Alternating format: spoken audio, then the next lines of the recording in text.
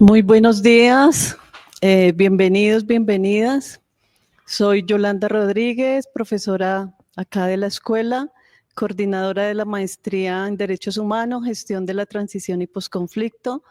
Hoy cerrando esta semana de Claxo, tenemos a la profesora Alejandra Oberti, ya ella nos contará ahora. Vamos a conversar, a dialogar en torno a la memoria y género. Y para eso, pues me voy a permitir hacer un contexto, ¿sí? Para luego que la profesora haga uso de la palabra. Y un contexto en términos de lo que nos convoca hoy, es sobre todo la memoria, ¿no? La memoria, porque ya de esa relación género y memoria nos hablará la profesora Alejandra. Entonces, quiero señalar que la memoria es politiza como despolitiza, ¿no? Por cuanto limita o potencia lo político. Su uso desvirtúa la lucha democrática, niega la dimensión antagónica o a diferencia, hace ser parte, ¿sí? E interrumpe también la dominación. Hoy los medios de comunicación, en general corporativos, los discursos del poder y sus decisiones políticas reconfiguran cada día una memoria, aquella de la dominación que desde hace décadas lleva la defensa del orden de la guerra, o guerra política, que es lo que corresponde conceptualmente en palabras de Vilma Franco. Ella dice lo siguiente, abro comillas, necesidad de dispositivos ideológicos y psicológicos para contener la amenaza de la disidencia y alinderar a la mayor cantidad posible de sectores sociales en torno a la defensa del orden, pues se trata de ganar adhesión orgánica a las organizaciones visibles del bloque en el poder y crear opinión pública que ejerza coacción moral sobre indecisos y disidentes. Su eficacia depende también de la disposición y el monopolio de los medios, de una audiencia hipnotizada por la radio y la televisión y ajena a otros flujos informativos que no pueda distinguir entre realidad y ficción, entre verdad y mentira, que es la clave del éxito de la propaganda, así como la base de la dominación y el mejor seguro de la riqueza. Hoy diría lo que ocurre globalmente, ¿no? Con Israel, Estados Unidos y por acá, por América Latina, ¿no? Y en Colombia, por supuesto.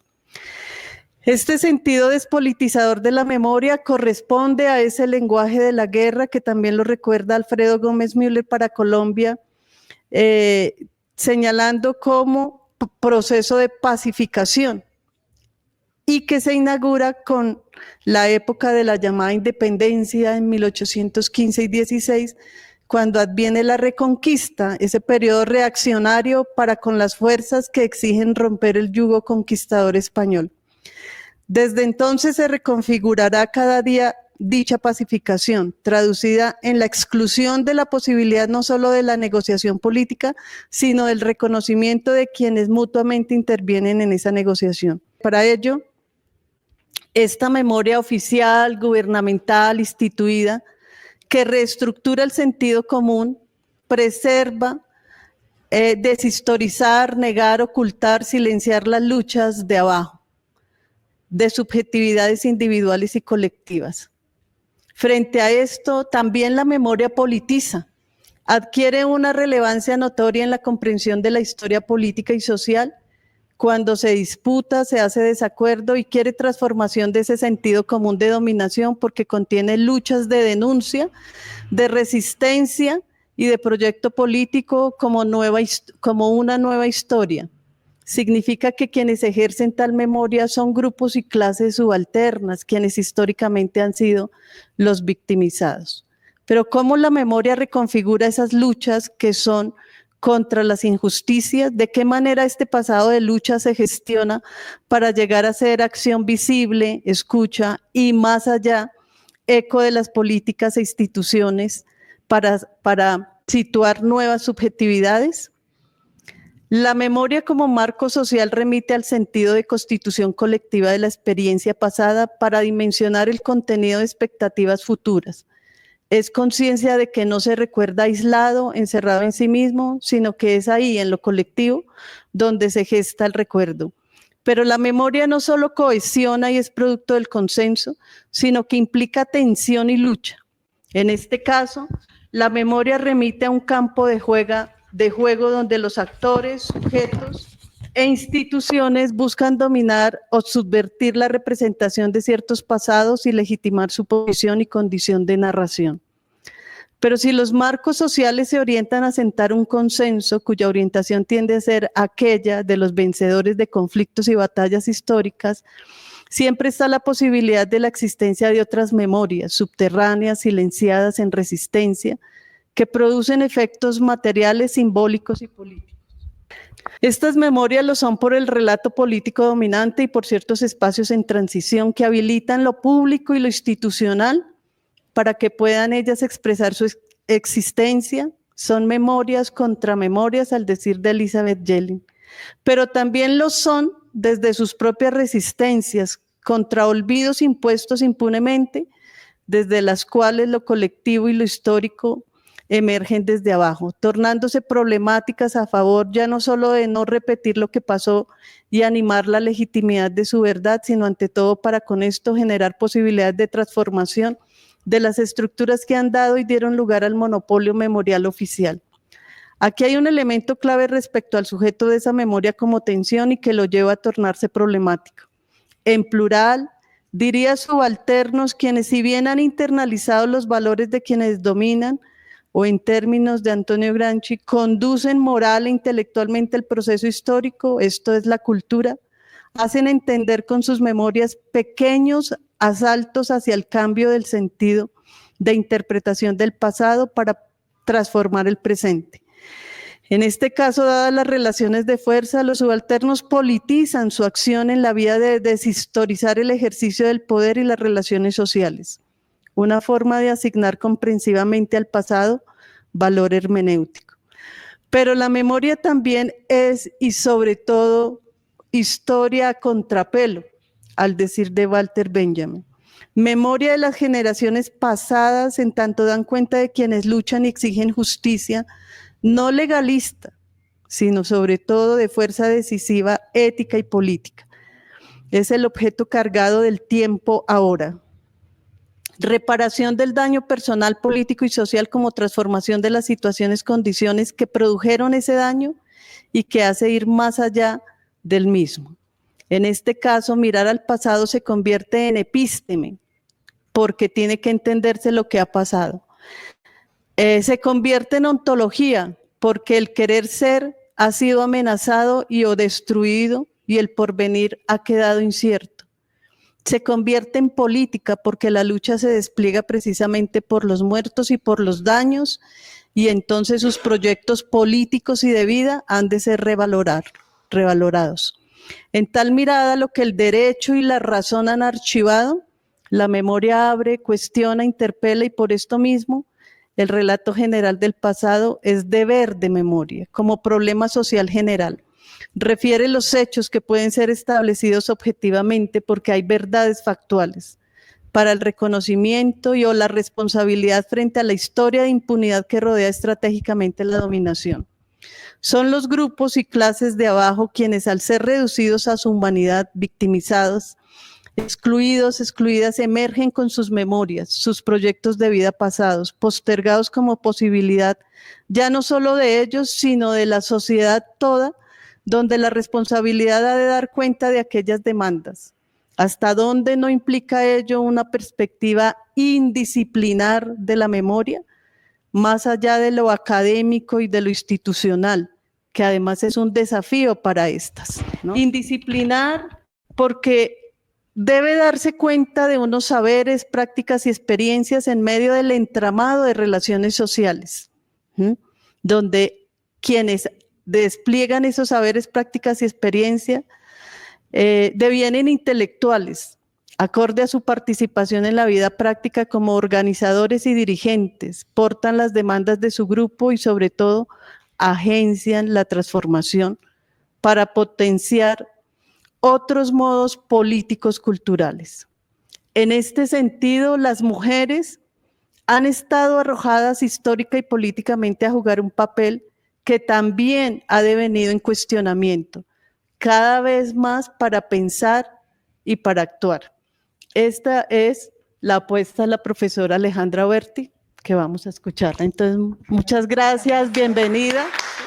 Y entonces, bueno, tienes allí tu micrófono. Entonces, Alejandra nos presenta sus ideas y luego se trata de hacer un conversatorio, ¿no? Con ustedes. Entonces, adelante y muchas gracias. Muchas gracias por esta introducción a estos temas que vamos a conversar ahora, Yolanda.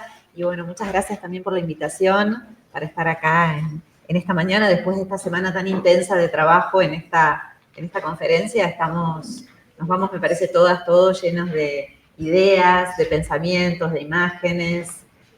Así que, bueno, seguimos un poco más conversando acá. Yo había pensado en compartir con ustedes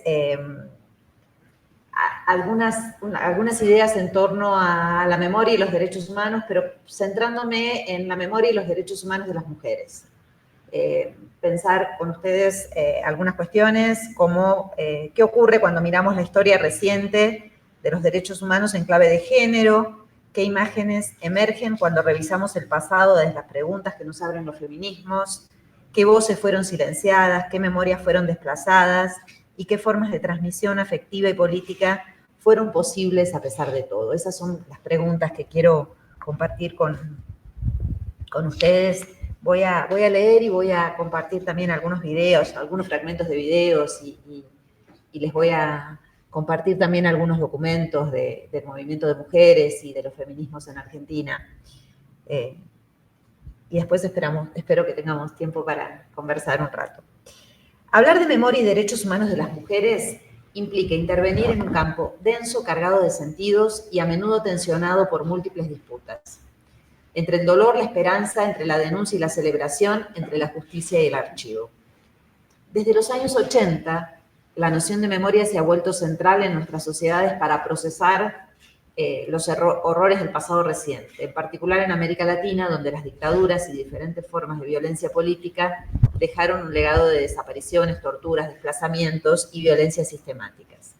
Sin embargo, como nos enseña Elizabeth Chelin,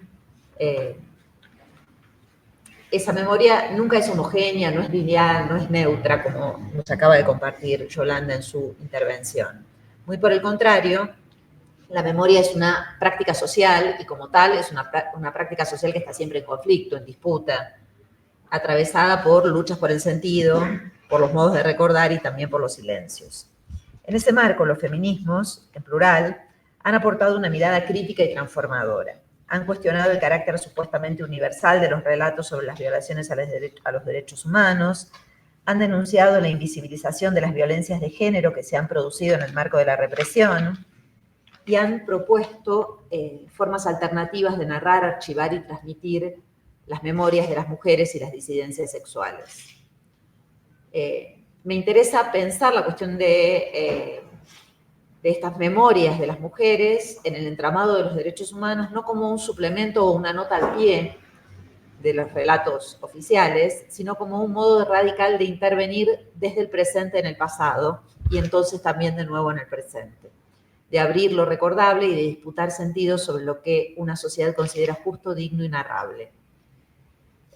Voy a hablar sobre la experiencia de Argentina y a partir de ahí espero establecer un diálogo con ustedes, porque es la experiencia que conozco más, sobre la cual soy parte, y me parece que por ahí, desde ahí, podemos establecer un diálogo. Para organizar lo que quiero compartir, pensé en detenerme brevemente en 4 puntos, o sea, 4 focos de esta cuestión de memoria, derechos humanos de las mujeres.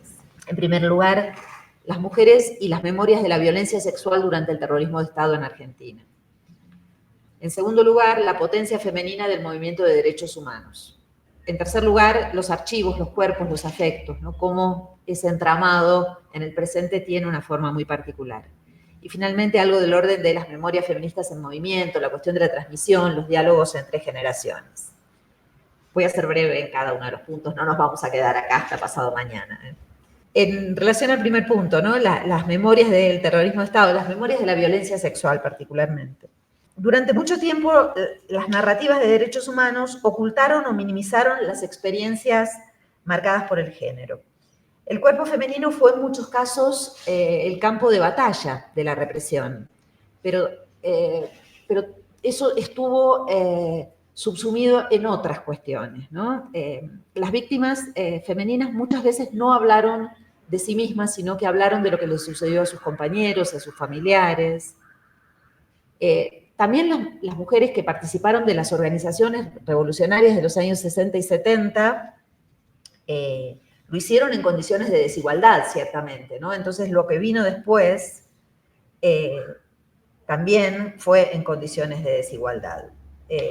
En el caso de mi país, en los primeros informes sobre la represión, por ejemplo, el informe de la Comisión Nacional por la Desaparición de Personas, que se conoce como el Nunca Más, de 1984, y en el juicio a las juntas militares de 1985, si bien fueron fundamentales estos dos eventos para visibilizar el plan sistemático de desaparición de personas, omitieron en gran medida la dimensión sexual y de género de la violencia represiva. Las violaciones, los abusos, la desnudez forzada, la tortura específicamente dirigida a los cuerpos feminizados no fueron tematizados ni reconocidos como crímenes diferenciados. Y yo ahí, como contrapunto de esto, quería compartir con ustedes dos cosas.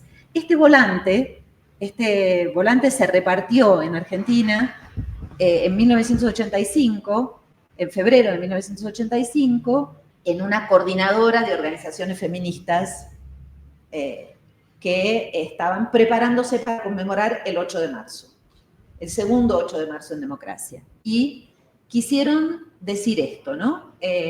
Bueno, cuentan un evento, pero intentan contar ese femicidio, ¿no? Esos femicidios que estaban sucediendo, los intentan vincular con esto que es muy pionero. La violencia contra las mujeres es también una violación a los derechos humanos. Después voy a volver sobre estos temas, pero ahora lo que quería compartir, para mostrar esto de hasta qué punto fue la invisibilización, lo que les voy a compartir ahora es un fragmento muy breve de una declaración de una sobreviviente de un centro clandestino de detención en el juicio a las juntas militares de 1985. Tanto los oficiales como el resto del personal del lugar mantenían un trato respetuoso hacia las mujeres. Hacia las mujeres, para nada, absolutamente. Nosotros, como mujeres, estábamos en una situación, estamos a merced de cualquier fuerza o de cualquier hombre que estuviera ahí, salvo, por supuesto, de los detenidos que no harían una cosa por el estilo. Yo sé del caso de Graciela Moreno, una de las detenidas, que fue violada mientras estaba en las cuchas, de María del Pilar García, que también fue violada. Es decir, que el ser violada ahí era muy corriente. Otro tipo de vejaciones era, bueno, el hecho de, por ejemplo, de bañarnos. La manera de cómo nos bañábamos era primero ponernos todas desnudas, hacer la cola para ir a bañarse, siempre con la capucha y atadas, y sometidas a todo tipo de vejaciones de los guardias, por supuesto. Personalmente, yo, el 20 de junio, que es un día feriado, y que aparentemente en el campo no había el movimiento de todos los días.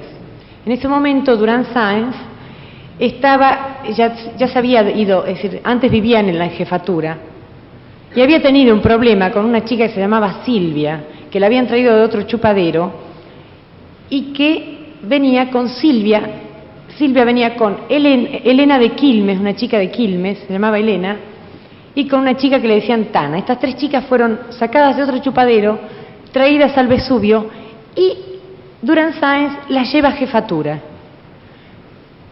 Y tiene un trato especial con ellas, incluso somete a Silvia a hacer vida común con él, porque en ese momento Durán Sáenz vivía en jefatura. El 20 de junio, es decir, el 15 de junio aproximadamente, la jefatura se traslada al Regimiento 3 de Infantería La Tablada. Es decir, que Delta pasa a tener su habitación en la jefatura. En ese momento, María del Pilar García y yo nos llevaban a jefatura a hacer trabajos de sirvientas. En esta oportunidad presenciamos la mudanza, es decir, que soy testigo de que se muda al CRI. El 20 de junio, por la noche, aparece Durán Sáenz y me dice que prepare mis cosas eran alguna pequeña ropa, que me llevaban. Bueno, me meten en un auto atrás, yo ya estaba embarazada de 4 meses, es decir, que mi embarazo era notorio, y me lleva a su pieza donde soy sometida, a su pieza en el regimiento de infantería. ¿Pudo notar la presencia de alguna persona extranjera en el lugar? Ella intenta, ¿no? Intenta por todos los medios denunciar la violencia sexual. La violencia sexual que sufrió ella, la que sufrieron otras detenidas desaparecidas, el sometimiento a esclavitud sexual de algunas detenidas, lo intenta por todos los medios. El juez no sabe qué hacer, es 1985, ¿no? No sabe qué hacer, a tal punto no sabe qué hacer que le hace una pregunta que, o sea, no le puede preguntar nada sobre este tema. No había, efectivamente, por más que algunas víctimas, muchas no querían hablar de este tema, justamente por el momento, justamente porque muchas tenían hijos chicos, hijos e hijas pequeñas en ese momento. No había manera de que pudieran denunciar esto sin quedar ellas expuestas y en una situación de mucha vulnerabilidad. Pero en este caso, esta sobreviviente, Elena Alfaro, intenta por todos los medios que esto sea tomado en cuenta. Y el juez, sin juzgarlo, ¿no? Sin hacer un juicio moral sobre lo que él no pudo nada con esto, y entonces decide hacer una pregunta que deriva para otro lado. Va a ser gracias al movimiento de mujeres que estaba ya también en 1985 diciendo nuestros derechos también son derechos humanos, que en los años posteriores estos temas se empiezan a visibilizar, pero recién se van a visibilizar tanto judicialmente como socialmente con mucha más fuerza en el caso argentino, más de 20 años después. Bastante más de 20 años. En 2006 se reabre el proceso de justicia en mi país, ¿no? Porque hubo estos juicios en los años 80, pero después hubo un gap de más de 20 años donde había leyes que impedían el juzgamiento, había indultos. Y entonces, cuando se reabre el proceso de justicia en 2006, ya era otro momento para el movimiento de mujeres, ya era otro momento para el feminismo internacional, nacional, en América Latina. Y ahí empieza todo un movimiento, y en el año 2010 existe una primera condena que contempla la violencia sexual como un crimen de lesa humanidad. El primer juicio es en la provincia de Santa Fe y la violencia sexual queda subsumida como tortura, pero es mencionada como una forma de tortura específica. Y en el año también 2010, creo unos meses después, el Tribunal Oral de la ciudad de Mar del Plata hace un fallo donde condena a un suboficial de la Fuerza Aérea de nombre Gregorio Molina, que es jefe de un centro clandestino de detención, lo condena por 5 violaciones y una en grado de tentativa, lo condena a prisión, ¿no? por esos crímenes. Y de ahí en más, hay unas estadísticas que hicieron hace 2 años desde el Ministerio de las Mujeres, y lo que encontraron es que más del 16% de las condenas tienen algún componente de violencia sexual, o sea, se empezó a considerar. No voy a pasar otro fragmento, pero quería compartirles algo que dice otra sobreviviente de nombre Marta Candeloro, que es la persona que dio su testimonio en ese juicio de Mar del Plata y es la primera condena por violencia sexual como delito autónomo. Ella cuenta en su testimonio que ella fue detenida junto con su esposo. Su esposo era un abogado laboralista de la ciudad de Mar del Plata, que fue buscado, cazado por toda la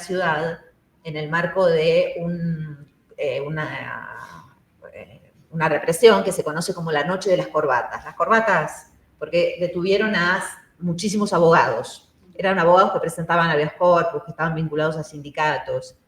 A él lo detienen en el marco de esas redadas y a ella se la llevan también. Él está desaparecido y ella estuvo mucho tiempo detenida y luego fue liberada. Y después la persiguieron muchísimo también, y ella cuenta este hecho de violencia sexual que lleva a esa primera condena, lo puede contar en un tribunal recién en 2010. Y esta mujer había testimoniado muchas veces. Y lo interesante de su testimonio es que ella empieza diciendo, es la primera vez que voy a testimoniar por lo que me pasó a mí. Hasta ese momento había testimoniado, durante más de 25 años, había dado testimonio de la desaparición de su marido y de otros también, que ella vio mucha gente en ese centro clandestino que está desaparecida, ¿no? Entonces, ahí hay otro elemento, ¿no? El silenciamiento que vimos en el primer caso, y acá un silenciamiento también producido como autocensura casi, ¿no? Porque hay casos peores que son los de las personas que están desaparecidas, porque no quería hablar de la violencia sexual. Y si escuchamos a estas víctimas hablar después que estos procesos sucedieron, lo que notamos es que ya no son solo víctimas solitarias, sino que dan testimonio como parte de una comunidad política, de una trama de memoria que interpela el presente. La historia del testimonio en América Latina muestra la centralidad que han tenido las mujeres como protagonistas del testimonio. Estoy pensando, por ejemplo, en Si me permiten hablar, de Domitila Barrios, o Me llamo Rigoberta Menchú, que son estos grandes testimonios que dan cuenta de la violencia, de las violencias estructurales, de las jerarquías en América Latina, y que han sido protagonizados por mujeres que además inscriben su relato en relatos colectivos, mostrando que el daño que sufren es compartido por la comunidad, una comunidad étnica, de clase, social, política. Bueno, el segundo punto del que había prometido hablar tiene que ver con la dimensión de género del movimiento de derechos humanos. Es una característica, creo yo, de la mayor parte de los países de América Latina. En Argentina, además, tienen nombres muy marcados, ¿no? Con una marca de género muy fuerte. Madres y abuelas de Plaza de Mayo son el emblema del movimiento de derechos humanos en mi país. Por supuesto que hay otras agrupaciones, pero estas tienen un peso muy fuerte. Las madres empezaron a reunirse y a hacer esa famosa ronda a un año de iniciada la dictadura. O sea, muy rápido, ¿no? Y sufrieron la represión de muchas maneras diferentes, incluso la desaparición y el asesinato de varias madres. Sin embargo, ellas continuaron y son, de alguna manera, ese emblema. Esa politicidad y esas acciones de las madres de Plaza de Mayo no fueron inmediatamente leídas en clave de género. El movimiento de derechos humanos no adoptó tempranamente una perspectiva feminista, pero muchas investigadoras y militantes comenzaron a revisar esa historia para mostrar cómo las acciones de las mujeres contenían una potencia feminista aún no nombrada. La figura de las madres, leída desde las feministas en los años 80 ya, revela una subjetividad que se forma en la acción y una transmisión que interpela a las demás, ¿no? Cuando una mujer habla y habilita a otras a hablar, se produce esa transmisión que es algo tan interesante y esencial, central para los feminismos. Entonces quería mostrarles cómo algunas agrupaciones feministas muy tempranamente tomaron a las madres de Plaza de Mayo, que no hablaban de género, no hablaban de feminismo, ni nada por el estilo, pero tomaron a las madres de Plaza de Mayo e intentaron hacer una lectura. Bueno, acá quería mostrarles esto también un poco en línea con lo anterior. Se me pasó, este es un volante del 85 también, de la Multisectorial de la Mujer, que recuperan esto que no se podía ver en ningún lado, ¿no? Pero ellas ya están diciendo. La violencia que sufrieron las mujeres en el marco del terrorismo de Estado tiene una dimensión específica. Pero vuelvo a lo de las madres de Plaza de Mayo. Esta es una publicación, es la revista Brujas, que es la publicación que hacía la primera agrupación feminista de la transición en mi país, que se pusieron ese nombre, además Brujas, que es algo que después aparece en muchas publicaciones feministas, ¿no? Madres de Plaza de Mayo, un enfoque feminista. ¿no? La idea de tratar de pensar cómo desde un movimiento político de mujeres podemos recuperar la historia de estas mujeres en clave política. Esa politización de la maternidad no es simplemente una exaltación de la maternidad, como se podría pensar, o un familismo acrítico que recupera la familia en un sentido muy tradicional, cosa que para el feminismo es un problema, sino pensar que esa politización, esa salida del espacio público de las madres, les trae una dimensión política sumamente creativa.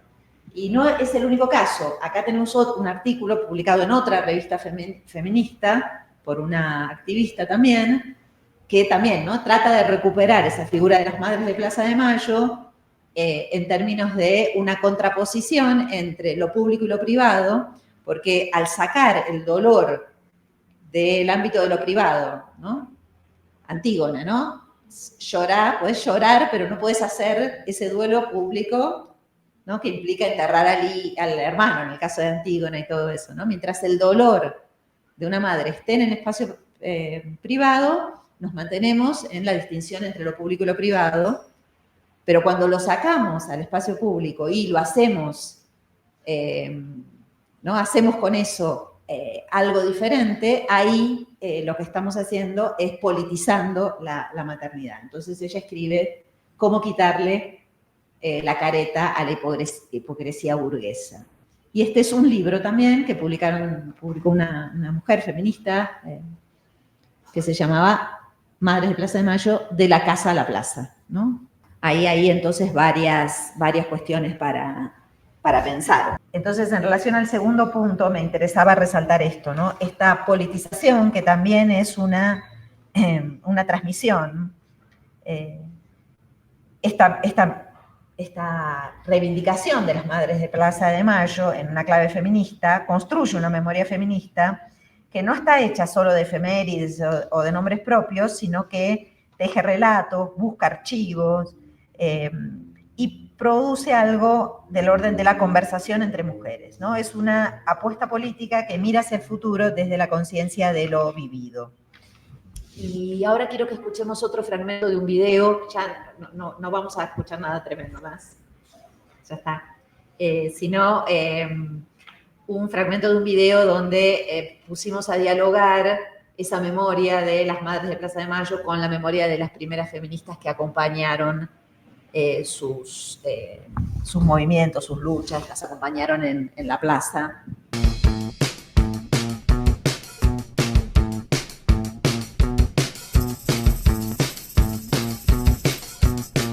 La idea de la ronda surgió, y eso te digo, yo no fui de las que fui primero a la marcha, pero tengo claro, por lo que me cuentan las compañeras, que surgió a partir de la idea de Azucena Villaflor, una compañera peronista muy militante, donde pensó que el hecho de que se pudiera ir a la plaza y de que alguien nos viera o las viera, era importante, era como, bueno, algo está pasando.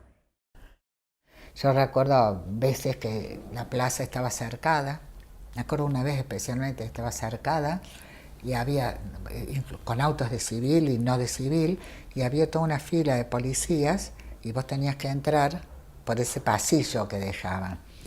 Y entonces Chita se puso el pañuelo blanco, Marta y yo nos tomamos una de cada brazo y ella dijo, soy madre, porque era así, Chita. Y nos dejaron pasar. Entonces pasamos y nos fuimos a la plaza rodeada.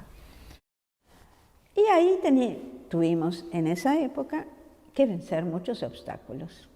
Pero lo tratamos de hacer y hemos trabajado bastante bien, hasta convertirnos en una especie de gran ejemplo, que también sirve. Los ejemplos sirven. Todo lo que sé lo aprendí en la calle, qué cosa, sin sin vueltas.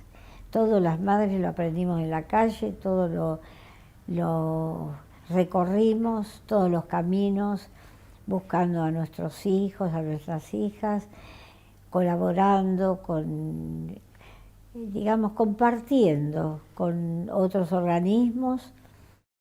Dentro de los derechos humanos eran las mujeres las que llevaban adelante la lucha. y la llevaban adelante a partir también de un hecho que es uno de los temas también básicos para el estudio del feminismo, que es la maternidad. Entonces, estas mujeres, desde su posición de madres, desde la institución política de la maternidad, toman esta lucha y hacen de esta lucha el hecho político más importante del momento en esa época. Entonces, a partir de ahí también están unidos estos dos, digamos, vínculos entre el movimiento, sobre todo el movimiento de Argentina, te hablo, entre el movimiento de derechos humanos y el movimiento feminista. Bueno, y ahí vamos al tercer punto que quería compartir, que es esta idea del archivo, ¿no? De cómo construimos un archivo que dé cuenta de estas memorias, de esta memoria de las violaciones a los derechos humanos, de la lucha del movimiento de derechos humanos, también desde una perspectiva de género. Estas entrevistas, estos fragmentitos de estas entrevistas que ustedes están viendo en este video, son de una colección que hicimos en una organización de derechos humanos en la que yo trabajo, que se llama Insumisas, donde juntamos testimonios de madres de Plaza de Mayo que ya teníamos en el archivo, con testimonios de mujeres feministas que recuperan algo de esta historia. Y ahí me parece que hay algo interesante también para pensar como investigadores, investigadoras del ámbito de lo social, que tiene que ver con cómo producimos, cómo trabajamos sobre la noción de archivo, ¿no? La noción de archivo muchas veces parece algo que es muy rígido, ¿no? Que es muy duro, que es juntar papeles en algún lado. Y lo que nos enseñan de alguna forma estos movimientos, los movimientos sociales en general, como el de mujeres o el de derechos humanos, es que hay una dimensión muy viva en el archivo, que necesita ser activada, ¿no? Que necesita ser construida. Este proyecto Insumisas nos parece que va de alguna manera en esa línea. Es una manera de intervenir también desde el presente, ¿no? En el proceso de archivar. No archivamos cualquier cosa, sino que archivamos también pensando en nuestros objetivos del presente, en el modo en el que queremos hacer aparecer a estos movimientos. Y el último punto al que quería referirme tiene que ver un poco con la transmisión entre generaciones. Y ahí quería decir que hablar de memorias feministas es también hablar de prácticas de movilización, de intervención en el espacio público, de reapropiación del pasado, como parte del presente de lucha. En América Latina los feminismos han producido una narrativa propia de la memoria, anclada en la experiencia, en el deseo de justicia, en la denuncia de las múltiples violencias y en la afirmación de otras formas de vida. Lejos de una memoria unificada e institucionalizada, se trata de una memoria que se disputa en las calles, en los territorios y en los lenguajes. Los movimientos feministas han sabido articular la memoria de las luchas del pasado con los conflictos del presente. En ese sentido, la práctica feminista de construir memoria es también una práctica de traducción generacional, política y afectiva. Las jóvenes que portan pañuelos verdes, ¿no? Los pañuelos verdes de la lucha por el derecho al aborto, no lo hacen en abstracto, ¿no? El pañuelo verde tiene un eco del pañuelo blanco. Son prácticas performativas y narrativas que construyen cartografías de la memoria feminista que no están delimitadas por fronteras nacionales, porque, por ejemplo, los pañuelos han trascendido, ni por cronologías lineales. Funcionan más bien como redes que se activan en momentos claves, aniversarios, protestas, juicios. Los feminismos se enfrentan hoy a una contraofensiva, lo sabemos, es en todo el mundo así, en América Latina con mucha fuerza, que busca silenciar, deslegitimar, banalizar o apropiarse de estas memorias. Los ataques a los pañuelos verdes, el desmantelamiento de programas de género, la criminalización de las luchas, es parte de esa avanzada. Pero la memoria feminista resiste, se actualiza, se transforma, y en esa transformación se vuelve una herramienta estratégica de politización. Y lo último que quería compartir con ustedes es una experiencia que hicimos en el interior de Argentina, en una provincia del interior de Argentina, la provincia de Corrientes, Es una provincia productora de yerba mate, de tabaco, donde durante los años 70 actuaron con muchísima fuerza unas organizaciones que se llamaban las ligas agrarias, que eran ligas de pequeños productores, de trabajadores y trabajadoras rurales, que se organizaron para producir colectivamente y obtener mayores ingresos a partir de su producción, y además trabajaron mucho también por la educación popular. Las comunidades eclesiales de base eran parte de esas luchas y, bueno, fueron durante la dictadura terriblemente perseguidas, ¿no? Sus dirigentes asesinados, encarcelados, algunos se tuvieron que exiliar. Y a la vuelta de la democracia, quienes pudieron volver a sus lugares se sintieron muy marginados. Era muy difícil volver a trabajar en la forma de cooperativas, muy difícil hablar de ligas agrarias, cuando había sido una experiencia popular muy horizontal, muy habilitante, ¿no? Y hubo una enorme dificultad. Pero claro, hoy en día aparecen nuevas formas de trabajo en el campo que tienen que ver con organizar a los pequeños y a las pequeñas productoras y con, sobre todo, producir comida. Porque en el caso de mi país, que es un país que tiene una base agraria muy fuerte, cada vez más cada vez menos se están produciendo alimentos. Lo que se produce es soja para la exportación, maíz para la industria de los ultraprocesados, y la comida propiamente cada vez aparece menos en la producción y es menos, y se expanden esas fronteras agrarias con mucha fuerza. Y nosotros en este proyecto Insumisas venimos trabajando hace un tiempo con un conjunto de organizaciones de mujeres que se llaman Mujeres Productoras de la Tierra, Mujeres de la Tierra, que hacen producción agroecológica, producción familiar, funcionan en pequeñas cooperativas y están intentando generar un circuito de comercialización de esos alimentos que producen. Y en la provincia de Corrientes, hay en todo el país, y en la provincia de Corrientes hay un grupo muy, muy activo. Y a partir de intentar hacer este trabajo de archivo, ¿no? de producir testimonios con estas mujeres del presente, fuimos a Corrientes y contactamos con una sobreviviente de las ligas agrarias a la cual queríamos entrevistar por su experiencia en la cárcel y en el exilio, y al mismo tiempo estábamos entrevistando a las jóvenes de las mujeres productoras de la tierra actuales, y se generó ahí algo que es que pudimos reunir a estas dos generaciones en un trabajo de memoria, pero también de pensar qué de esas experiencias del pasado servían para estas experiencias del presente.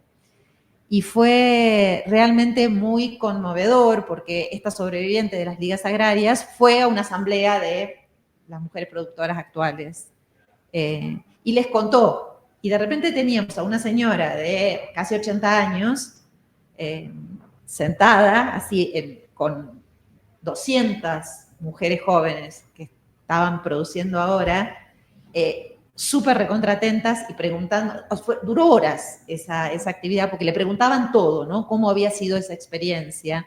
Y ella también les preguntó muchas cosas.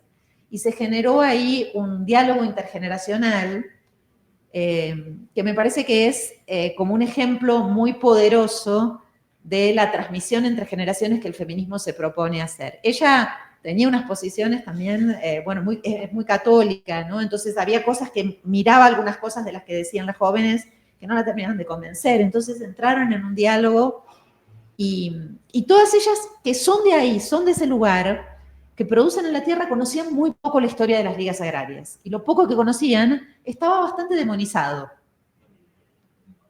¿No? Y ahí surgió un entramado muy interesante que para mí fue realmente revelador de la potencia que tiene esta idea de la transmisión entre generaciones.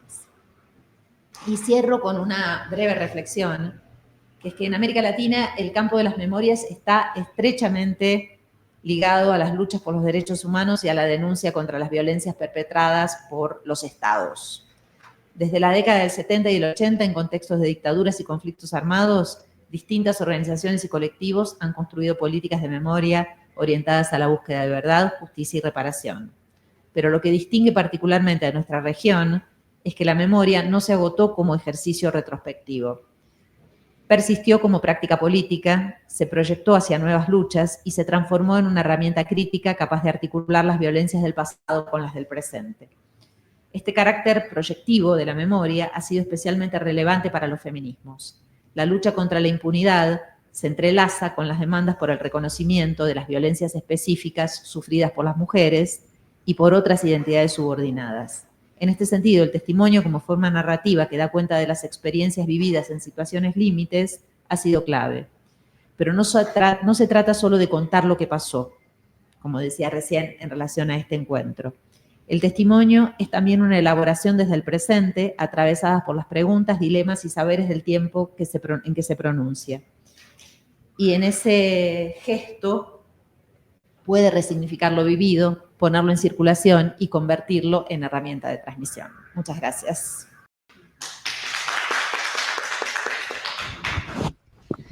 Bueno, pues muchas gracias, muy interesante, Alejandra, pues además toda esta historia que recoges para poner la memoria hoy, ¿no? Es realmente bien interesante.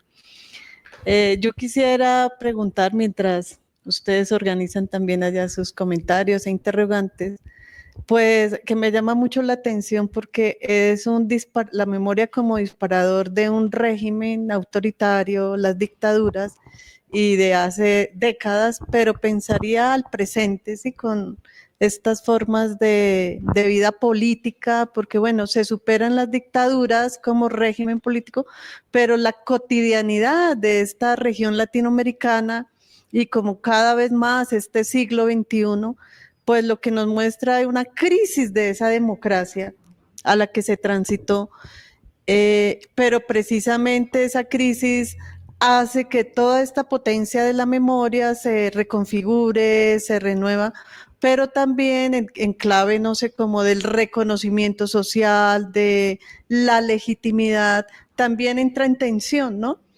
Porque pensaría, bueno, cuando hablamos de feminismo, pues no es un asunto de mujeres, sino es una apuesta por transformar la sociedad, donde efectivamente hay una gran agencia, acción, una praxis de parte de las mujeres. Entonces, pensando, bueno, toda esta experiencia que jalonan, que producen las mujeres, cómo las masculinidades, incluso la masculinidad dominante que ya nos dices, bueno, hay una contraintervención, todo este desarrollo de la ideología de género que precisamente entra a demeritar todas estas luchas, especialmente de las mujeres, ¿no? Entonces pensaría en esa clave de transformar la sociedad, cómo entran esas otras subjetividades, esas otras formas de género con las luchas que han venido desplegando las mujeres, eso por un lado, pero que eso está en un contexto de regímenes políticos, porque ha habido transiciones, ¿no? Otros hablan estamos en una tercera ola de transición, donde precisamente la participación social desde abajo, pues como que está dictando, está planteando también asuntos. Y entonces eso, como la intervención o hasta dónde se ven interpelados los compañeros varones en todo este proceso, si lo vemos como clave de transformación social, pero también en términos políticos, porque mira que hay políticas, hay contrapolíticas. Entonces diríamos, bueno, pues es evidente la crisis de la democracia, es decir que, o como dicen los estudios de América Latina, estamos en democraduras. Entonces, ¿qué es lo que también todas estas experiencias nos pueden aportar, llevar a pensar como en claves como más de la acción, ¿no? Porque, bueno, igual aquí en la academia, como pensar esas categorías. Ahora también tú mencionabas, si quieres lo precisas, desarrollas un poco más, mujeres y feminismo, ¿no? Que hay una gran experiencia de la OFP, Organización Femenina Popular, en medio de una región bastante rica, pero bastante convulsa, ¿sí? Que es todo el Magdalena Medio en Colombia.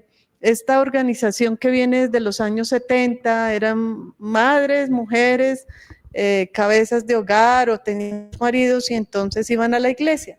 Y la iglesia les dio una salita para que ellas se organizaran y al día de hoy es todo un movimiento bastante interesante. Entonces en unos talleres se habló de feminismo y ellas dijeron, no, a nosotros no nos digan feministas. ¿Sí? No, entonces eso, ¿sí? Porque ahora tú también lo distinguiste, mujeres y feminismo.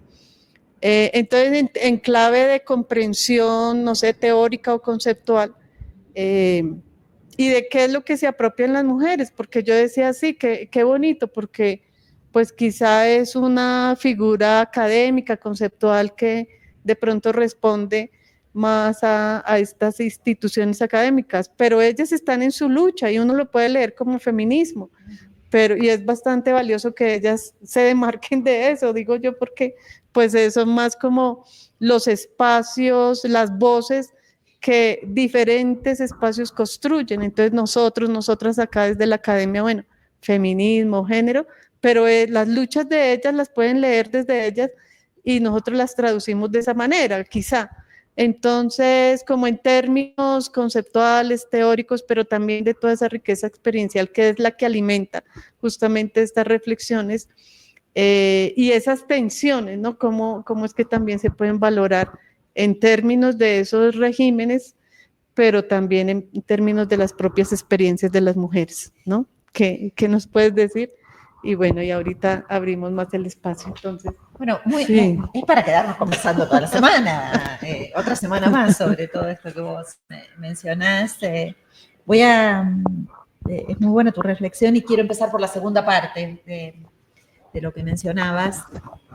Voy a dar dos ejemplos. El primero es de 1981 y es de acá de Colombia, cuando se organizó el primer encuentro feminista latinoamericano y del Caribe, que fue acá en Bogotá, que fue un trabajo de 3 años, ¿no? Que empezaron unos grupos a reunirse en Venezuela. Cuando se dieron cuenta que en Venezuela no podían organizar ese encuentro feminista que se habían propuesto, les propusieron a compañeras de acá de Bogotá, donde había un movimiento de mujeres súper activo en esos años, que sean ellas las que tomen esa posta, y lo hicieron en el año 81. Y las discusiones ahí fueron tremendas, casi no hay encuentro, porque estaban los grupos feministas autónomos que decían tenemos que organizar un encuentro feminista, y estaban las mujeres de los partidos políticos de izquierda que decían tiene que ser un encuentro de mujeres. Feminista de mujeres, feminista de mujeres. Ahí se jugaba algo más de la política partidaria, en realidad, que era que quienes venían de la izquierda, el feminismo en esos años no era un asunto. Entonces lo que querían era un espacio donde las mujeres pudieran acercarse a la izquierda. Lo que querían construir era eso. Pero en el fondo, ahí como fondo de eso, hay una discusión, que es una discusión que también se dio en mi país en el año 1986, que es que en los años 80 el feminismo no era un asunto, o sea, no, era una cosa de pequeños grupos. Y algunas feministas en mi país decían, no, hagamos cosas para el movimiento de mujeres, construir un movimiento de mujeres, porque las mujeres están ahí. Y si queremos producir conciencia feminista, tenemos que estar ahí. Entonces, esto es algo que siempre está en tensión. En algunos momentos menos, en algunos lugares menos, ¿no? En Argentina, por ejemplo, el entramado que produce encuentros, que produce grandes asambleas y movilizaciones, desde los años 80 se llamó Movimiento de Mujeres. Y dentro de eso estaban las feministas. Hoy en día no hay ningún problema con la palabra feminismo en esos encuentros, por ejemplo, ¿no? Porque el feminismo tomó otra forma. El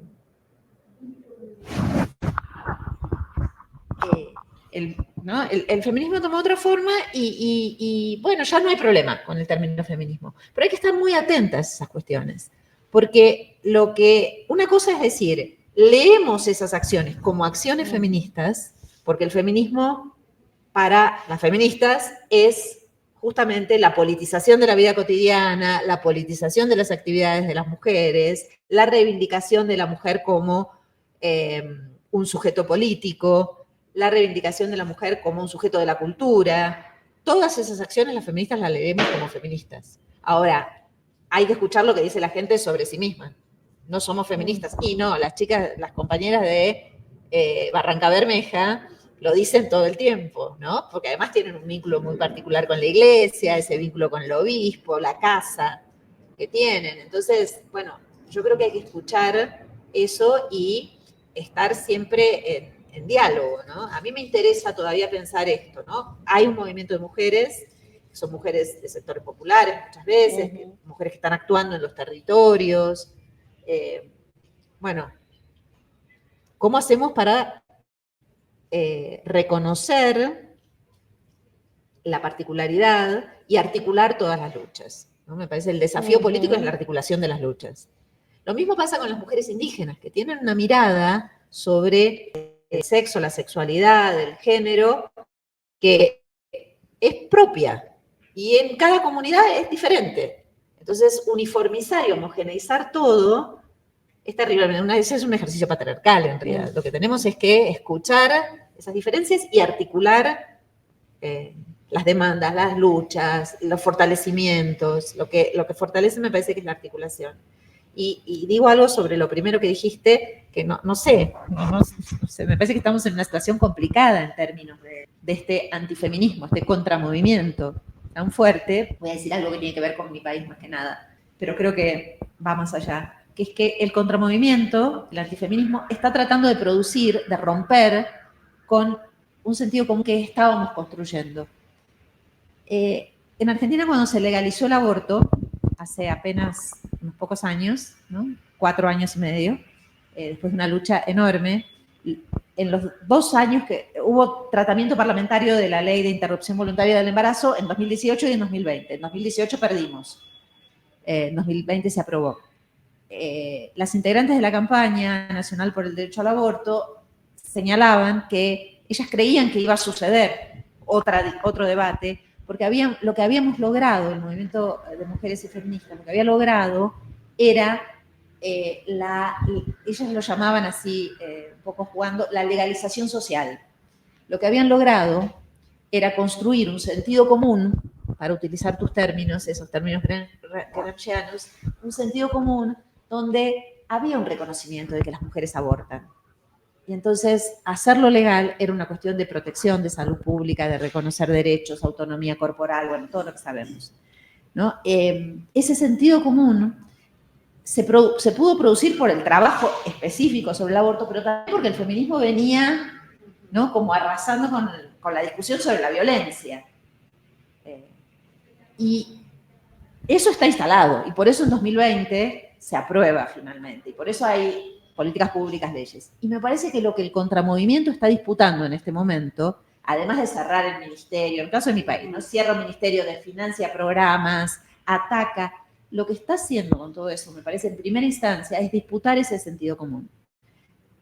Como paso para volver a políticas regresivas en términos de género. En Argentina se está discutiendo la tasa de natalidad. Me parece insólito que en América Latina, donde siempre hubo una preocupación porque nacían demasiadas criaturas, que ahora volvamos a discutir la baja de la tasa de natalidad, nos vamos a quedar sin gente.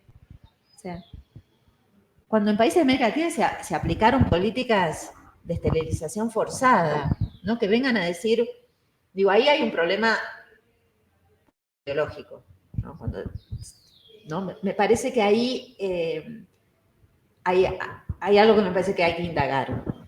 No tengo nada más para decir, no sé nada más que esto. Me parece que es parte del problema que tenemos. Ajá. Bueno, no sé si hay comentarios, preguntas allí. Bueno, hola Alejandra, hola profe Yolanda, mucho gusto, mi nombre es Tatiana, hago parte del equipo de la Subdirección Nacional de Investigaciones. Un placer escucharlas, por supuesto.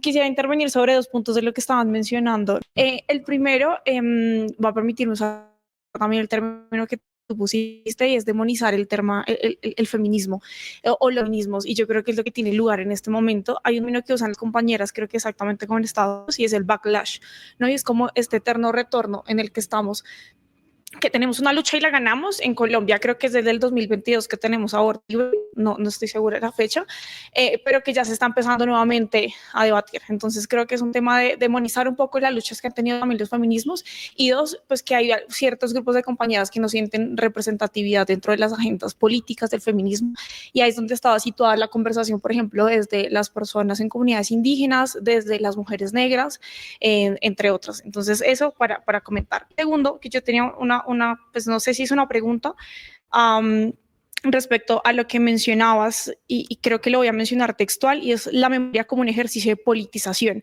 que me gustó un montón eso, y es cómo el testimonio está atravesado por el tiempo en el que se narra, y eso me hace pensar si el que las mujeres que son víctimas de abuso y de violencia sexual se demoran tanto en reconocer ese abuso, y es porque solo lo logramos como realizar o comprender como abuso luego de ese periodo de tiempo.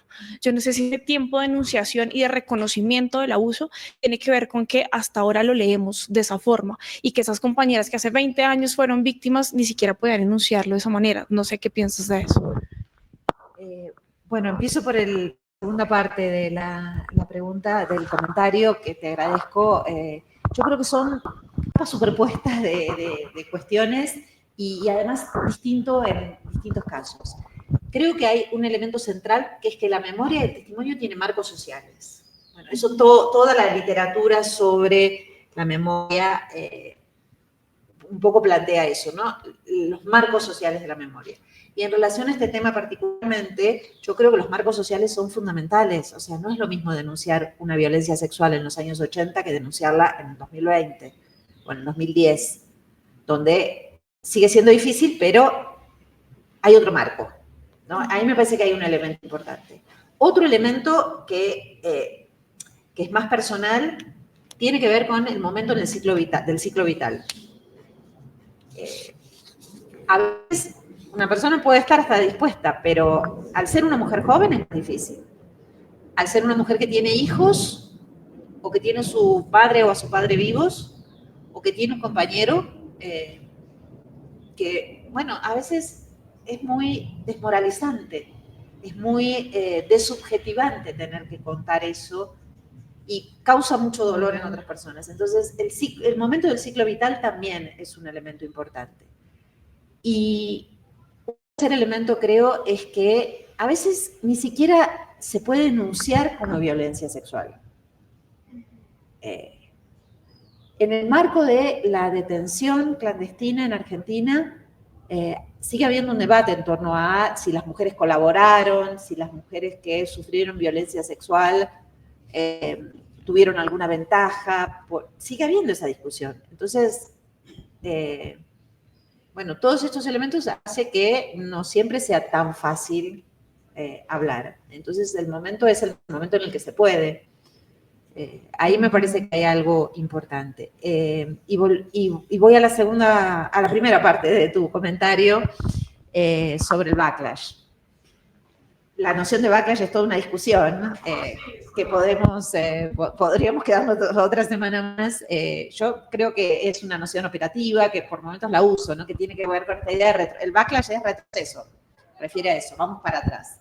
Igual yo creo que hay algo más, porque es un ir para atrás, sin duda, es regresivo, de eso no hay duda, pero me parece que hay transformaciones. O sea, el neoliberalismo actual, el de ahora, no el de los años 90, creo que tiene muy claro un proyecto civilizatorio nuevo para el mundo, diría. Con una política del descarte de los sujetos y de la explotación llevada a la extenuación, al extremo. Y entonces creo que el ataque a las políticas de género, el ataque al feminismo, el ataque a la autonomía corporal de las mujeres, todos esos ataques que son regresivos, que parecen y son regresivos, son parte de ese proyecto civilizatorio futuro de sociedades autoritarias, con ordenamientos jerárquicos muy claros. Hay una reivindicación del ordenamiento jerárquico de la sociedad tremenda. Por ahí en los casos más extremos, pero el Opus Dei o algunas iglesias evangélicas plantean que las mujeres no trabajen. Eso digo, ciertamente es un retroceso, pero está pensado en nuevos marcos, en los marcos del neoliberalismo del siglo XXI. Así que, sí, backlash sí, pero con esto, ¿no? Con esta idea de un contramovimiento que lo que busca hacer es un nuevo proyecto. Hay una investigadora que se llama Sonia Correa, una investigadora y una activista que habla de esto, ¿no? Nuevo proyecto civilizatorio. Cambio de era, cambio de edad. Muy post-apocalíptico, muy una distopía, ¿no? Al estilo del cuento de la criada. Hay investigadoras en centros de los Estados Unidos que se están yendo a Canadá. Sí. Margaret Atwood ha sido así en ese sentido, ¿no? Muy pionera. Sí, sobre eso, pues recuerdo a Elizabeth Jelling, que estuvo acá en Bogotá como en el 19. Entonces ella hablaba precisamente de la intervención que hace es las condiciones, qué condiciones se favorecen para que las mujeres hablen. ¿Sí? En ese caso, pues las mujeres. Entonces yo recordaba ese texto clásico de Gayatri, que es Spivak, de los años 70, ¿puede el subalterno hablar? En este caso, ¿pueden hablar las mujeres? Y bueno, estos testimonios que son dicientes de lo que se dice. Entonces ella decía, bueno, ya han pasado décadas y hay mujeres todavía en silencio, porque las condiciones no son favorables. Y entonces pensémoslo nosotros acá en Colombia, en el marco del conflicto armado, pues cantidades de sujetas que no han hablado, ¿no? De memorias ocultadas, de memorias en silencio y silenciadas, porque las condiciones, las situaciones políticas, sociales, culturales, familiares, lo favorecen o no. Entonces ella con razón decía, pues ahora pueden hablar y ¿quién las escucha? Este primer testimonio que tú nos muestras, porque ella es contando, sí, pero y yo miraba, yo dije, uy, el escenario en el que está dándose ese testimonio, todos esos hombres encorbatados, sí, como, no sé, con cierta ironía, esa gestualidad que presentan, pues es una mujer, ¿cómo? Y entonces lo traía, muchos de ese escenario están presentes acá.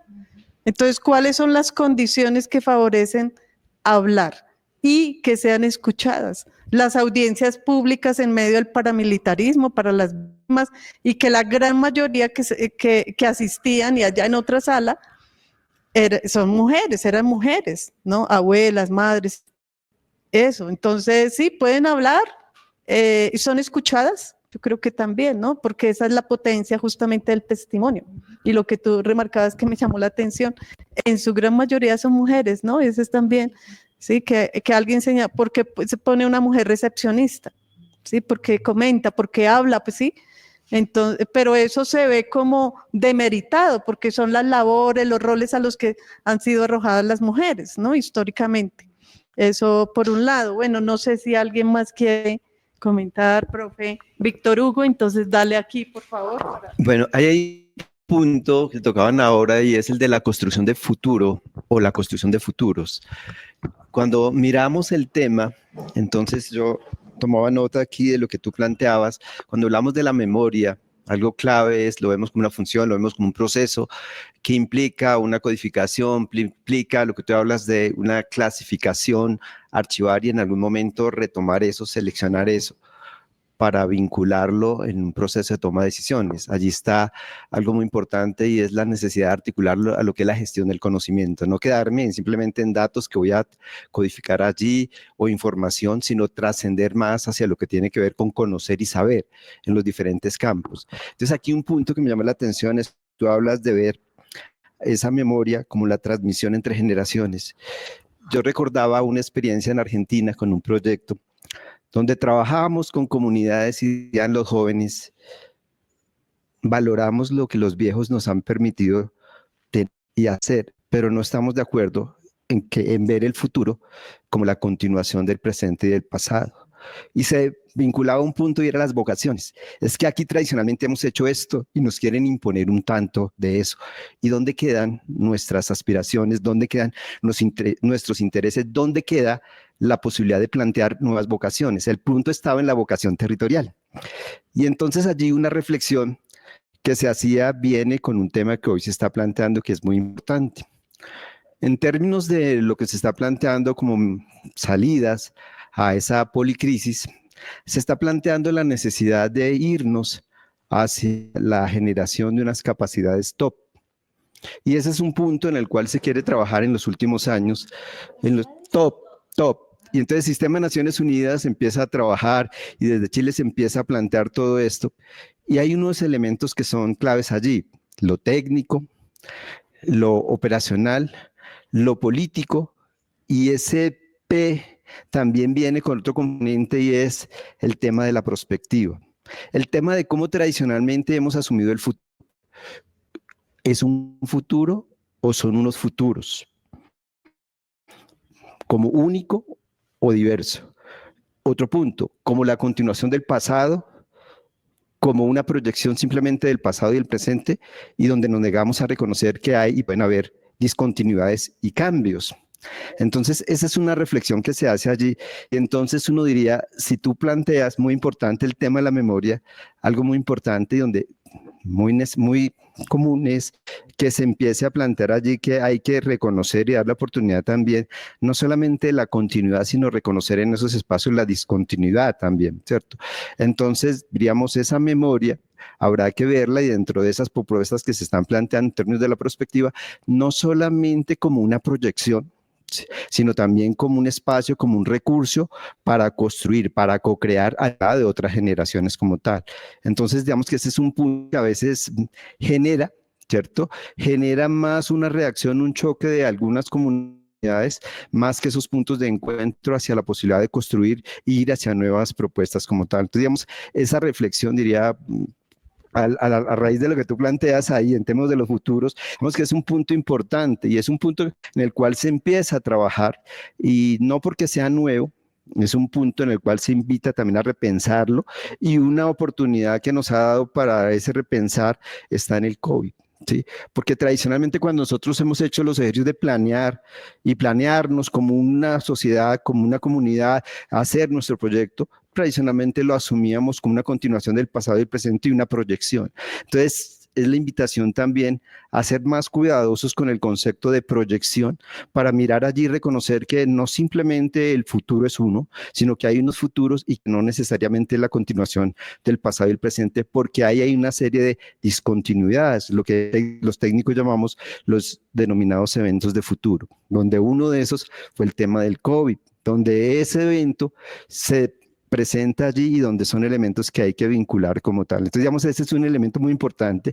Y veía allí qué interesante ver el tema desde una mirada desde perspectiva, o sea, cómo vinculamos esos ejercicios desde un ejercicio de perspectiva, de construcción, pero cómo dentro de eso, en esa dinámica y en ese planteamiento empezamos a mirar desde lo que técnicamente llamamos, desde otro enfoque, desde un enfoque de prospectiva, o sea, asumir y mirar allí que los futuros es un punto de partida y un punto en el cual visibilizamos unos futuros posibles y venimos a un presente, reconocemos un presente y unos pasados para tratar de construir eso que queremos y que previamente hemos identificado, porque muchas veces en el pasado y cuando nos anclamos y nos aferramos exclusivamente en ese pasado, nos aferramos a unos obstáculos, creamos y renunciamos a las posibilidades reales de transformación que existen. Y ese es un punto. Yo recuerdo alguna vez en Argentina, en un curso de perspectiva, me decía, hay un libro que nos enseña y nos ha enseñado un poco de eso y se lo enseña a un niño, a todos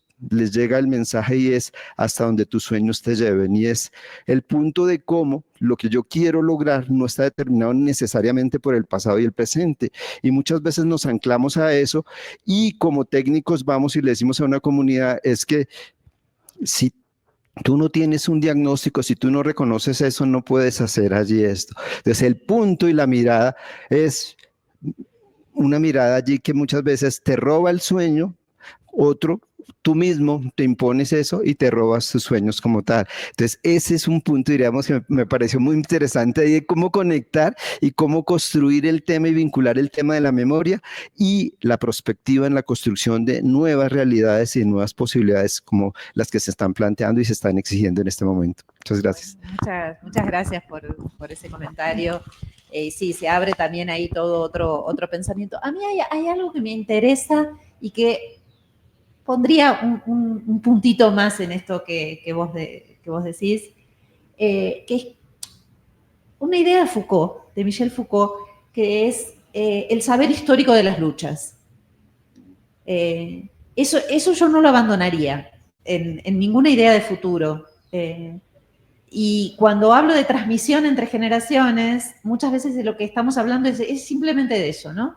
Hay un saber histórico de las luchas que tienen los colectivos, que tienen los movimientos sociales, que tienen los sindicales, los partidos, las personas que actúan en política, ¿no? Que es un conocimiento sobre cómo moverse en determinados espacios, una memoria de esos distintos momentos de lucha. Me parece que en la transmisión, cuando pensamos en la transmisión entre generaciones, en ese diálogo entre generaciones, ese punto es un punto importante en el sentido de la construcción de futuro, ¿no? De futuros.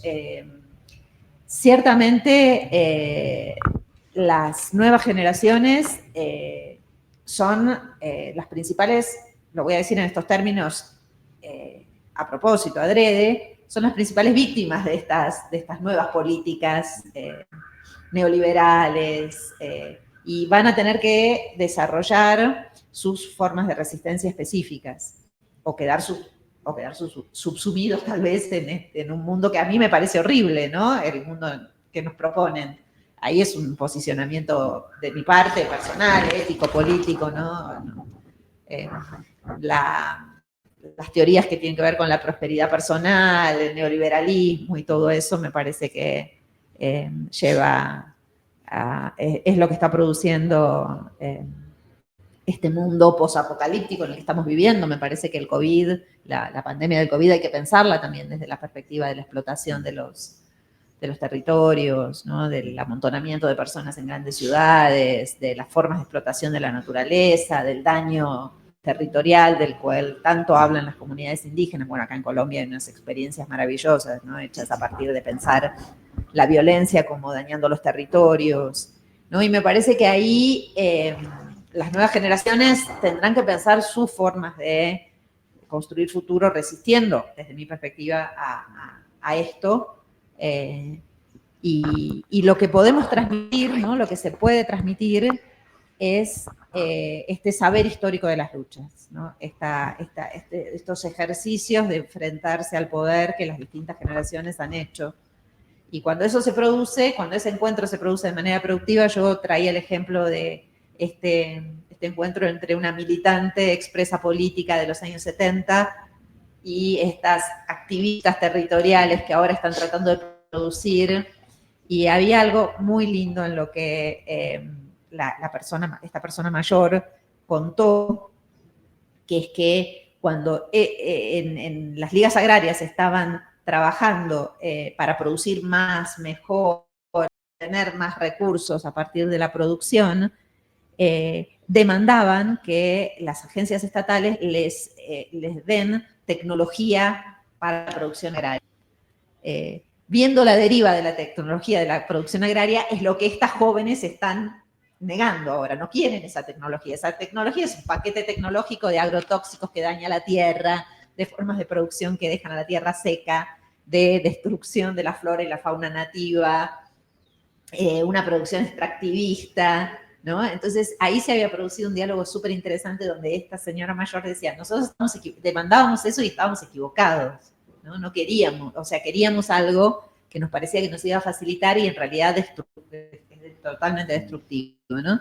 Entonces, ella reconocía en estas jóvenes lo que estaban haciendo, que era producción agroecológica, que es tan difícil, ¿no? Pero bueno, a mí me parece que hay ideas interesantes de producir este diálogo. Los diálogos exigen escucha, y la escucha a veces es muy difícil, ¿no? Porque venimos muy armaditos en lo nuestro. Pero bueno, muchas gracias por el comentario. Bueno, yo quería como reaccionar o responder, porque, por ejemplo, si uno mira el programa que estaba desarrollando o planteándose más bien la Unión Patriótica acá en Colombia, que fue exterminada, y entonces vienen a recogerse esas memorias con otros movimientos ahora, y lee uno esos contenidos, uno dice, bueno, es impresionante porque era una cosa muy sencilla. ¿Qué es lo que la dominación decía? No, el comunismo. Entonces uno diría, bueno, ¿y si era comunismo, por eso los mataron? ¿Sí? Porque era comunismo, o sea, ¿eso qué significa? ¿No? Y era apenas liberalismo, ¿sí? Lo que ese programa planteaba. Y entonces conversando con gente, para esto que tú dices, bueno, ¿cómo se plantea una proyección de futuro?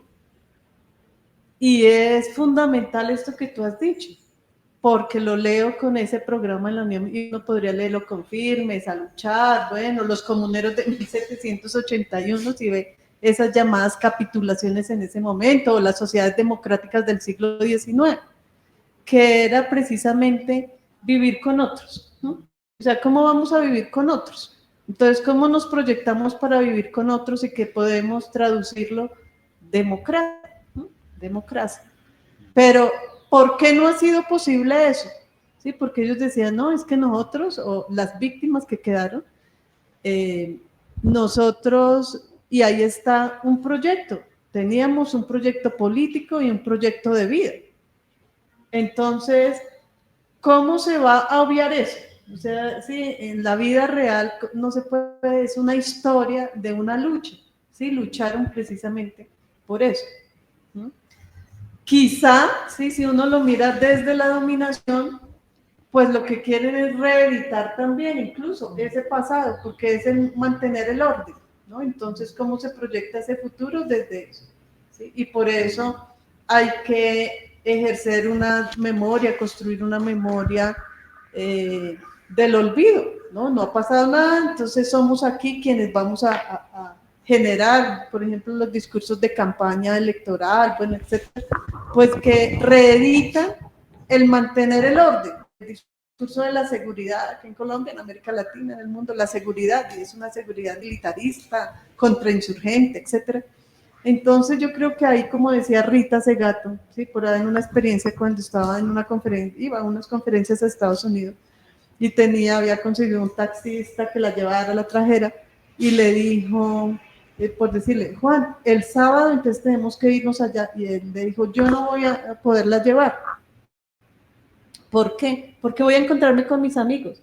Ella cuenta, dice, estaba feliz porque encontrar en el centro del capitalismo una persona que dijera, no voy a trabajar, voy a estar con mis amigos, que es lo que ella decía, es lo que le afecta al capitalismo, ¿sí? Es lo que no le gusta al capitalismo, que es el arraigo, es el encuentro. Entonces, en ese sentido, un proyecto del desarraigo, pues es más o menos lo que la dominación ha hecho. ¿Y qué es lo que dicen los de abajo? Porque me parece que ese término que también yo lo comparto es la disputa, la memoria es una disputa por construir una forma de vida política y social. Es decir, cómo construimos, cómo vamos a ir nosotros, nosotras ahí. ¿Contamos? O eso que dice Jacques Rancière sobre ser parte. ¿Sí? Ser parte, que las mujeres no han sido parte. ¿O de qué manera han sido parte? Eso. ¿O no? ¿Sí? Entonces, esa es una tensión y yo creo que son las relaciones de fuerza, una vez más, para favorecer procesos de democratizar, ¿o no? ¿Sí? Que es lo que el contramovimiento, la ideología de género, todo esto para desmontar realmente unos derechos, porque ahí sí lo diría en la voz de Móvice, es que cuando yo lucho por estos derechos, los indígenas luchan por su minga, son derechos para todos y para todas, ¿no? Lo otro son privilegios. Entonces, por eso ese vínculo entre memoria y derechos humanos es fundamental, ¿no? Pues Bueno, ha sido bastante interesante y como tú dices, pudiéramos quedarnos mucho más tiempo porque realmente es un asunto claro. Entonces, agradecer a todos, a quienes nos ven y nos verán por los medios digitales. Muchas gracias y muchas gracias a Alejandra, a la Subdirección de Investigaciones, porque pues también hizo posible este espacio y por supuesto al equipo de comunicación que nos acompaña. Muchas gracias. Muchas gracias.